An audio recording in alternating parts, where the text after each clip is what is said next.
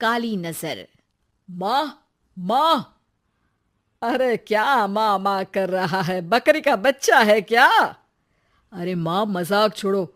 मुझे फाइनली वो मेन चौराहे वाली दुकान मिल गई है। अब देखना, आपका बेटा दुगनी स्पीड से पैसा कमाएगा। ओफो, ये क्या? मेरी ऑनलाइन मेकअप क्लास चल रही है। इतनी जोर से क्यों बोल रहे हो आप दोनों? अरे मेरी धर्म पत्नी जी, मेकअप क्लास बाद में करना। वो चौराहे वाली दुकान मिल गई है हमको। अरे वाह! रुको, मैं अपनी माँ को फोन लगाकर बता देती हूँ। अरे मैं भी अपने रिश्तेदारों को बता देती हूँ। कितनी खुशी की बात है। हाँ हाँ, मैं भी अपने दोस्तों को बता देता हूँ। 1 हफ्ते बाद रजिस्ट्री है। बस, घर में खुशी का मौका था। उन तीनों ने अपने अपने फोन उठाए और लोगों में बात फैलाना शुरू कर दिया। और रही सही कसर, श्वेता बहू ने अपने पड़ोस में सबको बताकर कर दी। अरे वर्मा आंटी, अब हम भी जल्दी कार ले लेंगे। घर का रेनोवेशन होगा और ठाट से रहेंगे हम भी। अरे, ऐसा क्या हुआ? लॉटरी बाटरी लग गई है क्या? अरे, इस बार चौराहे वाली मॉल में हमको भी दुकान मिल गई है। दुकान नंबर 21, जो एकदम चौराहे पर है। अब ग्राहक बढ़ेंगे तो आमदनी भी बढ़ेगी ही ना। अरे वाह, कितनी खुशी की बात है। मैं बहुत खुश हूँ तुम्हें इतना खुश देख के। बाकी एक बात कहूँ, सबको मत बताते फिरना।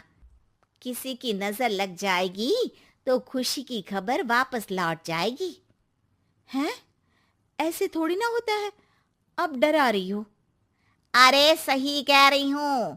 काली नजर कहते हैं इस चीज को, जब आप किसी को कुछ बताओ और वो काम बिगड़ जाए। अरे लेकिन मैं तो।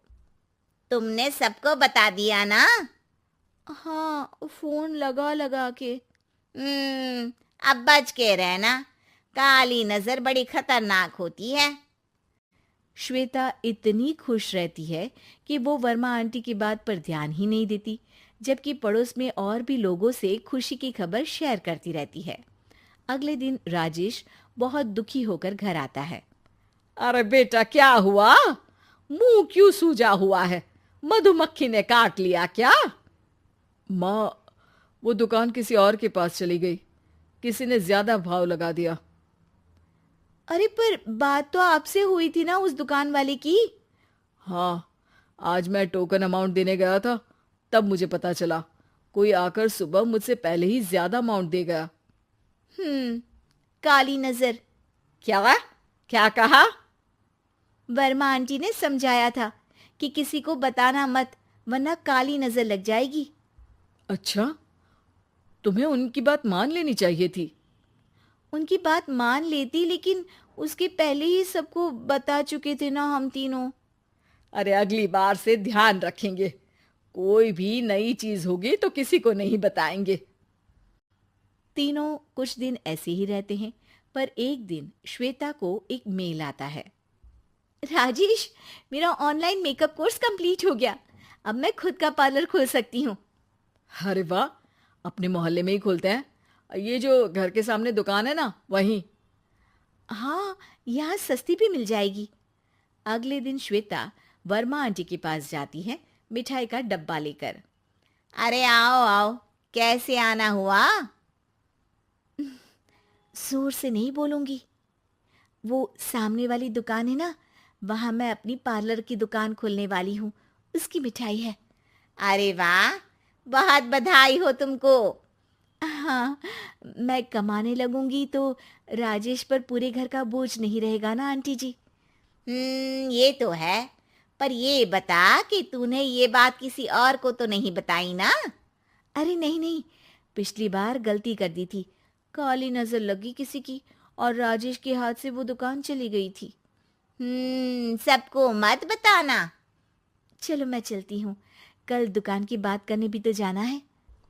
अगले दिन श्वेता दुकान के लिए मालिक से बात करने जाती है। अरे लेकिन दुकान तो हम कल रात को ही किसी को दे चुके हैं। कल ही? हाँ, कल ही। 2 दिन बाद कोई यहाँ पार्लर भी खोल लेगा। अब कहीं और दुकान देख लीजिए। अरे पर हमको भी तो पार्लर ही खोलना था। हाँ भाई, ये एक ही दुकान है, आधी आधी तो नहीं दे सकता ना मैं। राजेश और श्वेता घर पर हताश होकर आ जाते हैं। इस बार तो किसी को बताया भी नहीं था, अब किसकी काली नजर लग सकती है। सुनो, तुमने माँ को बताया था क्या? अरे कैसी बात कर रही हो, माँ की नजर थोड़ी ना लगेगी। पक्का तुमने किसी को नहीं बताया था ना? सिर्फ वर्मा आंटी को बताया था, उन्होंने ही मुझे किसी को नहीं बताने को कहा। अरे यार, तुम भी सही हो, मेरी माँ को नहीं बताने को कह रही हो, पर वर्मा आंटी को बताना तुम्हें जरूरी लगा। अरे वर्मा आंटी ने ही तो काली नजर के बारे में बताया था ना, वो हमेशा हमारा भला ही तो चाहती है। मेरी माँ भी हमारा भला ही चाहती है। अरे पर चिल्ला क्यों रहे हो? बात नहीं कर सकते क्या आराम से? नहीं आता वो आराम से बात करना, और करना भी नहीं चाहता हूं मैं। दुकान जाने का दुख गुस्से में बदल गया था और राजेश और श्वेता में बात बंद हो गई थी। 2 दिन बाद मोहल्ले में पार्लर का इनॉग्रेशन हुआ, जिसमें मोहल्ले के सभी लोगों को बुलाया गया, पर श्वेता, राजेश और माँ नहीं जाते। माँ, अंदर आ जाओ, क्या देख रही हो? अरे नया पार्लर देख रही हूं अपने आंगन से। देखो, माँ को दूसरे का सुख देखने में कितना मजा आ रहा है, मेरा दुख नहीं दिख रहा इन्हें। यहाँ मेरा पार्लर भी तो हो सकता था। अरे चुप रहो यार, हर बात में लड़ाई क्यों ढूंढ रही हो?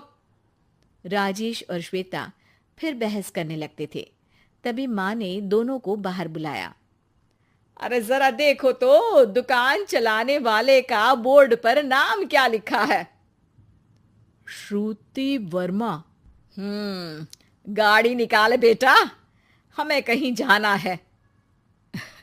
काली नजर का इलाज कराने? राजेश अपनी बाइक निकालता है। तीनों ट्रिपलिंग कर रहे हैं। माँ राजेश को उस मॉल वाली दुकान पर लेकर जाती है जहां राजेश अपनी दुकान खोलने वाला था। यही दुकान लेना चाहता था ना तू? हाँ, पर इनको भी दुखी करने लेकर आई हो क्या यहाँ पर दुकान दिखाकर? वहां काफी नहीं था? अरे श्वेता, थोड़ा सब्र रख, अभी पता चलेगा कि हम यहाँ क्यों आए हैं।